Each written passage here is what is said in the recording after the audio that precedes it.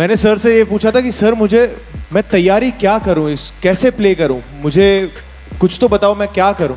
And he just gave me one brief throughout the shoot. He said, "Vicky मुझे शेर चाहिए." And that's all he said. वो चले तो शेर, वो दहाड़े तो शेर, वो लड़े तो शेर, वो चुप तो शेर, वो नाचे तो शेर. The most privileged and the most special thing that I could ask for in this lifetime, and I was just telling Lakshman sir, I feel like after this I'm happy enough to retire. क्योंकि मैं ये चाहता था कि छत्रपति संभाजी महाराज कौन है ये हिंदुस्तान के नहीं दुनिया के बच्चे बच्चे को पता चले कि ये राजा है कौन. बॉलीवुड जो सालों से बदनाम रहा वेस्टर्न कल्चर को प्रमोट करने में, लोगों के रिलीजियस सेंटिमेंट को हर्ट करने में, कुछ इडियट क्लास एनआरआईज के लिए फिल्में बनाने में या फिर रीमेक्स की बाढ़ लाने में, लेकिन पहली बार एक ऐसे अनसंग वॉरियर की एक ऐसी फिल्म आ रही है जिसके लिए बॉलीवुड का to be precise Maddock cinema and team को तुम्हारा लेडर भाई सबसे पहले सैल्यूट करता है. सिर्फ इस फिल्म की कहानी को ठीक से समझने के लिए इस फिल्म के राइटर्स को 4 साल लग गए. So you know when you try something new you have to work hard. So everyone here has worked hard but Maddock has one basic principle. We back writers and directors. तो ऋषि यहाँ बैठे हुए हैं, उन्होंने 4 साल मेहनत की है. Stand up. और ये फिल्म नहीं, डायरेक्टर लक्ष्मण उतरेकर का सपना है. वो इस फिल्म के लिए इतने डेडिकेटेड थे कि जब तक फिल्म की शूटिंग हुई उन्होंने विकी कौशल को राजा कहकर बुलाया. एक और चीज बहुत हेल्प करती थी कि Laxman sir, since the day that we have started discussing Chhaava, he's called me, he's only said Raje to me. अब क्यों खास है ये फिल्म? कौन है एग्जैक्टली छत्रपति संभाजी महाराज, जिन्हें महाराज मेरा मतलब छत्रपति शिवाजी महाराज जितना आदर और सम्मान मिला, जिन्होंने 13 साल की उम्र में ही पोर्तुगीज भाषा, मुगलों की भाषा, लगभग 13 भाषाएं सीखी, संस्कृत, विज्ञान, 16th सेंचुरी की भारत की सारी रीजनल भाषाएं, वेद, शास्त्र, सबका ज्ञान प्राप्त किया. साथ में घुड़सवारी, armoury, body building, swords fighting, मतलब शास्त्र और शस्त्र दोनों को लेकर चलने वाले, बल और बुद्धि का ऐसा कॉम्बो जो सिर्फ 15-20 हजार की सेना लेकर चारों तरफ से घिर जाने के बावजूद 8-10 लाख की आर्मी लेकर आए औरंगजेब को 27 टाइम्स घुटनों पर ला दी. लेकिन उनकी वीर गति से पहले उन्हें इस हद तक टॉर्चर किया गया कि आपकी आत्मा कांप जाएगी. अगर आप सॉफ्ट हार्टेड होगे तो आप अंदर से रो पड़ोगे. लेकिन सवाल यह आता है कि इतने महान योद्धा की ऐसी दुर्गति कैसे हुई और उनके बाद मराठा एम्पायर का क्या हुआ? तो छावा मूवी आने से पहले ये एक ऐसी डिटेल वीडियो है जो आपको कहीं नहीं मिलेगी, जिसमें हम छत्रपति संभाजी महाराज के बारे में तो आपको डिटेल में बताएंगे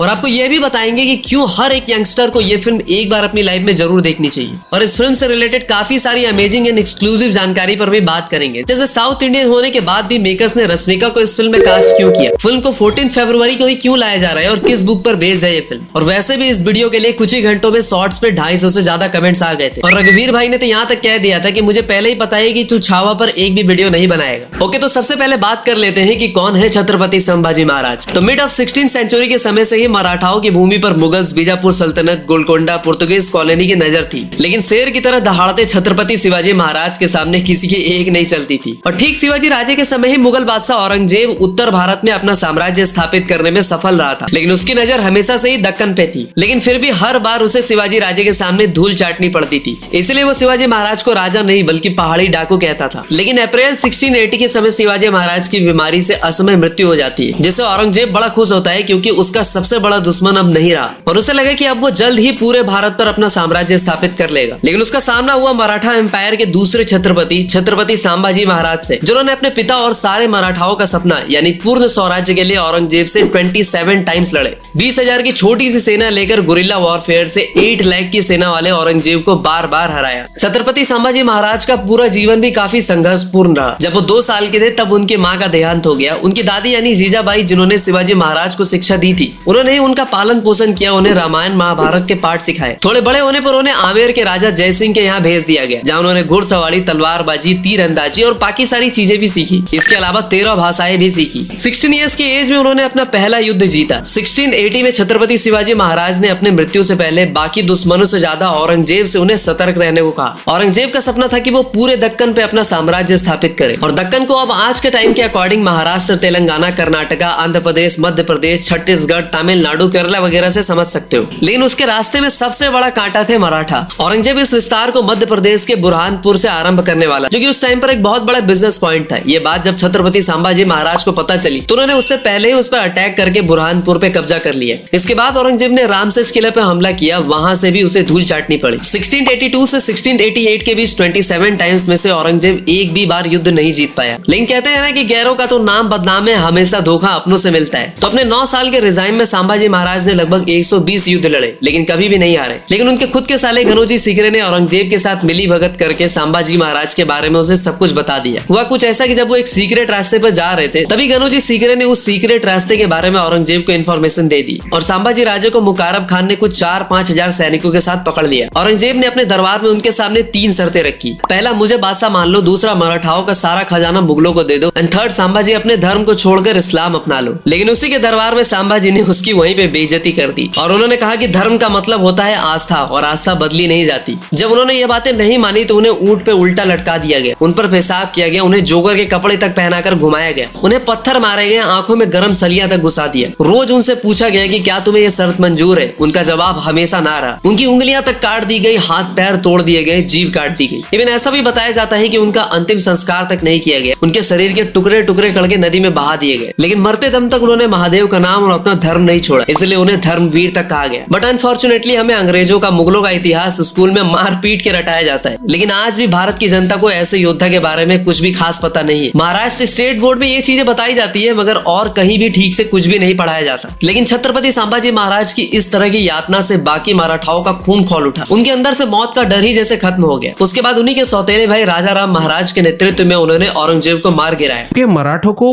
इतना दुख होता है कि हमारे छत्रपति के साथ इस प्रकार का बर्ताव किया गया, इस आदमी ने ऐसा किया छत्रपति के साथ और शिवाजी महाराज के बेटे के साथ, और हमारा एक हिम्मत वाला नेता, एक नेतृत्व इस क्रूरता से मारा कि वो एकदम गुस्से से उभरते हैं और औरंगजेब को इस प्रकार से उसके खिलाफ लड़ाई देते हैं कि औरंगजेब दक्कन में मर जाता है और वो यशस्वी नहीं होता है। बट पता है उससे भी बुरी बात क्या है? आज उसी महाराष्ट्र में औरंगजेब को सबका बाप बताया जाता है, जिसने गद्दी पाने के लिए अपने बाप को बंदी बना लिया था और अपने भाई का सर तन से जुदा करवा दिया था। दुर्भाग्य देखिए कि आज छत्रपति शिवाजी महाराज के उसी महाराष्ट्र में, छत्रपति महाराज की उसी भूमि पर क्रूर औरंगजेब को नायक बनाकर पेश किया जा रहा है और उसे सबका बाप बताया जा रहा है।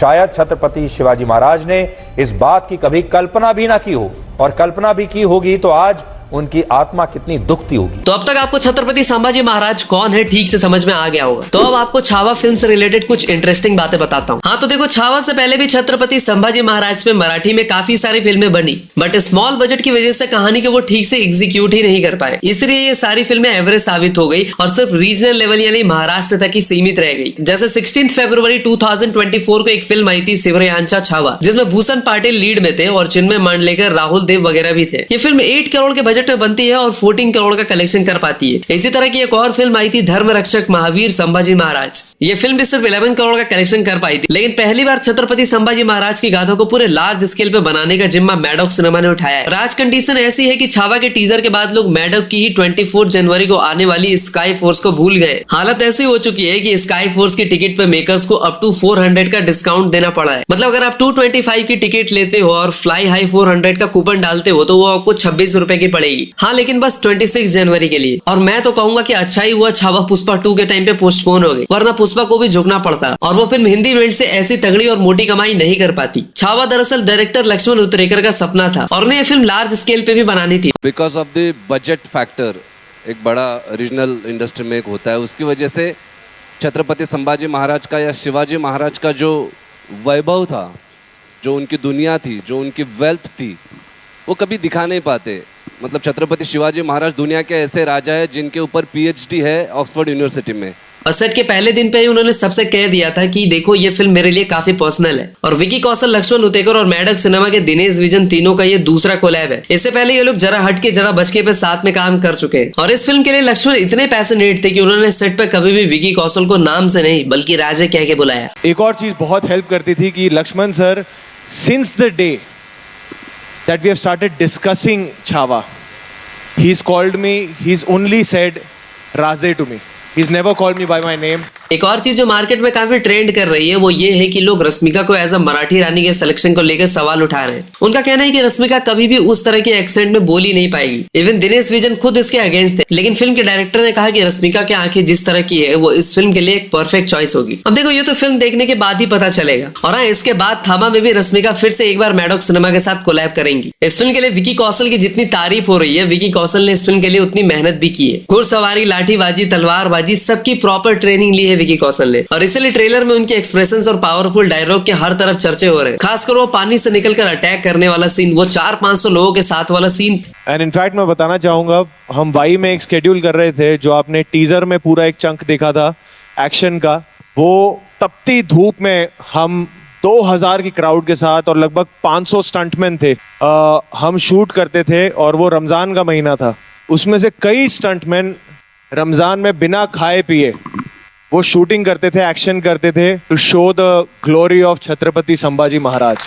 लेकिन फिर भी कुछ एक्सपर्ट का कहना है कि विकी कौशल को इतना बल्कि नहीं दिखाना था, क्योंकि छत्रपति संभाजी महाराज काफी एजाइल और फुर्तीले थे। देखो, हिस्टोरिकल फिल्में बनाने में एक बहुत बड़ा चैलेंज ये होता है कि आप कुछ भी नहीं दिखा सकते, खासकर अगर कहानी का हिस्सा छत्रपति शिवाजी महाराज और उनके बेटे हो। इसलिए राइटर्स ने 4 साल का समय लिया था इस फिल्म के रिसर्च करने के लिए। और पता है इस फिल्म को 14 फरवरी को क्यों रिलीज किया जा रहा है? नहीं, उस दिन वैलेंटाइन डे है, इसलिए नहीं भाई। अरे ये पीरियोडिक ड्रामा फिल्म है, कोई रोमांटिक फिल्म थोड़ी ना है। दरअसल 19 फरवरी को शिवाजी महाराज की जयंती होती है। और एक बात, जहां संभाजी महाराज का बर्थ डेट 14 मई को माना जाता है, वही विकी कौशल का डेट ऑफ बर्थ 16 मई को आता है। देखो, बॉलीवुड में पीरियोडिक ड्रामा या हिस्टोरिकल फिल्में हमेशा से फेल साबित हुई है। अगर बनाई भी गई है तो वो कंट्रोवर्सी के दलदल में फंस गई है, एक्सेप्ट तानाजी। और तानाजी से याद आए कि अगर इस फिल्म में महाराज का कैरेक्टर एक बार फिर से शरद केलकर को मिले तो भाई मजे ही आ जाए। अगर आप भी ऐसा चाहते हो तो कमेंट में शरद केलकर जरूर से स्पैम करना। अब वैसे तो ये फिल्म सबको देखनी चाहिए, लेकिन क्यों ये फिल्म यंगस्टर्स को देखनी चाहिए, उस पर भी थोड़ी सी बात कर लेते हैं। तो देखो, एक टाइम था जब इंडिया जॉइंट फैमिली में रहती थी। बच्चों को उनके दादा दादी, नाना नानी चाइल्डहुड से ही कहानियों के माध्यम से काफी सारी चीजें बता दिया करते थे। लेकिन आज हर कोई न्यूक्लियर फैमिली में रहता है, इसलिए आज अपने जेंजी की हालत फटी गेंजी जैसी हो गई है। या तो उन्हें सिगरेट, अल्कोहल और किसी दूसरे नशे ने बर्बाद कर रखा है, या फिर PORN वाले क्यूट हब साइट्स उनका टाइम कंज्यूम तो कर ही रही है, ऊपर से उनका दिमाग खोखला कर दे रही है। 6-7 घंटे बैटल ग्राउंड पे टाइम वेस्ट करना तो बड़ी कॉमन सी बात हो गई है। ऐसे में अगर इस तरह की फिल्म आती है तो इसे यूथ में जरूर से प्रमोट करना चाहिए, क्योंकि भाई टाइम निकालकर वो बुक पढ़ने से रहे। इसलिए छावा जैसे फिल्म को टीम लैडर फैक्ट्स दिल से सपोर्ट करता है। बाकी आज के लिए बहुत ज्ञान दे दिया, तो मिलते हैं 14 फरवरी को। अरे पार्क में नहीं, थिएटर में। तब तक के लिए हर हर महादेव।